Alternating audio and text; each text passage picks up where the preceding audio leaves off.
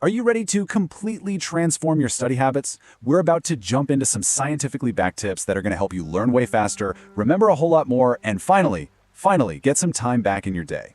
Let's get right into it. Ha! Has this thought ever crossed your mind during a late-night study session? Come on, you know it has. You're just staring at a textbook, the words are all starting to blur together, and suddenly the idea of raising goats on a mountain somewhere seems, well, pretty amazing. You are definitely not alone. It's that feeling of being totally and completely overwhelmed. And that feeling is exactly why we're here.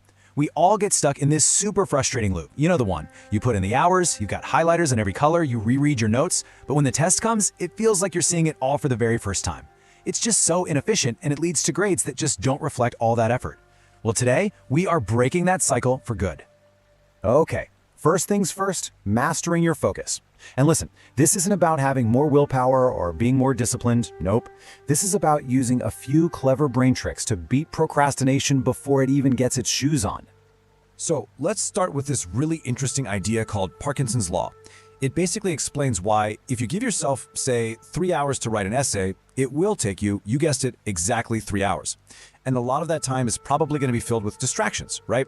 Our brains are just wired to use up whatever time we give them. So, how do we hack this? Well, it's actually a really simple mind game you can play on yourself. Instead of staring up at this huge mountain of a 3-hour study session, just tell yourself, you know what, I'll just study for 20 minutes. That feels easy, doesn't it? Suddenly your brain stops fighting you. And the amazing part is, once you actually start, you'll almost always just keep on going. Getting started is the hardest part. And here's the super practical way to do that. It's called the timer trick. You just set a timer for 30 minutes and you go all in, no distractions. When that timer rings, you take a 5-minute break. And this is key, it's a completely guilt-free break. This little cycle creates a sense of urgency, which sharpens your focus, and it gives you a built-in reward so you don't burn out. All right, now that you're in the zone and focused, let's make sure you're actually learning and not just, staring at a page. It's time to shift from just memorizing stuff to really deeply understanding it.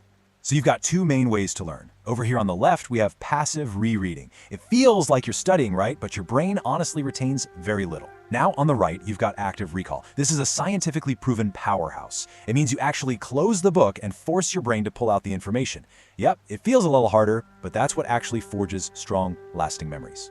And that brings us to one of the most powerful active recall techniques out there. And it's perfectly summed up in this quote, which is often attributed to Einstein.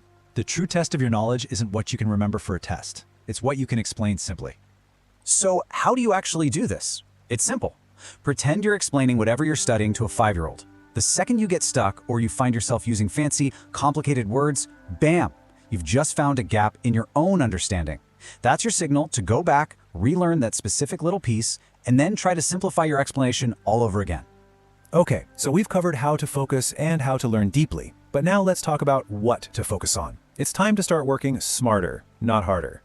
This brings us to the 80-20 rule, sometimes called the Pareto principle. It's this idea that for most things, and this definitely includes exams, about 80% of your results will come from just 20% of your effort. Your goal is not to learn everything equally, it's to find and absolutely master that critical 20% of the material. So, how in the world do you find that golden 20%? Well, you can look at past exams, you can ask your teacher for hints about what's important, but here is the real A+ hack. Take a practice test before you even start studying. Seriously, it will immediately show you what topics come up most often, and it'll expose your weak spots right away.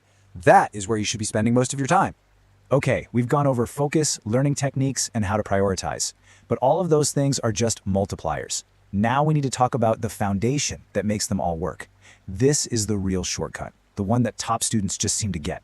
This might honestly change the way you think about studying forever.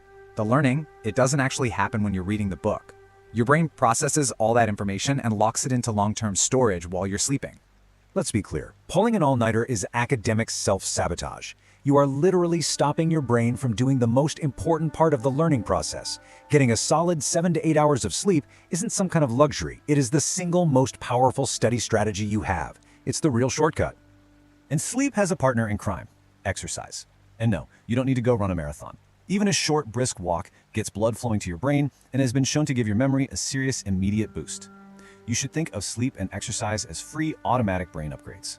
So let's do a quick-fire recap of your new study cheat sheet. 1. Use timers to trick your brain into starting. 2. Teach a concept to really understand it. 3. Test yourself instead of just rereading. 4. Use short study sprints to stay focused. 5. Use the 80-20 rule to focus on what matters. And 6. Build it all on a foundation of sleep and exercise. Your free brain upgrades. So now it's all about making this real. Looking at all these techniques, which one are you going to try first? Don't try to do them all at once. Just pick one. Maybe it's the 30-minute timer, or maybe you'll try explaining a concept to your friend. Just start there, and I promise you'll be on your way to studying so effectively, it's going to feel like a superpower.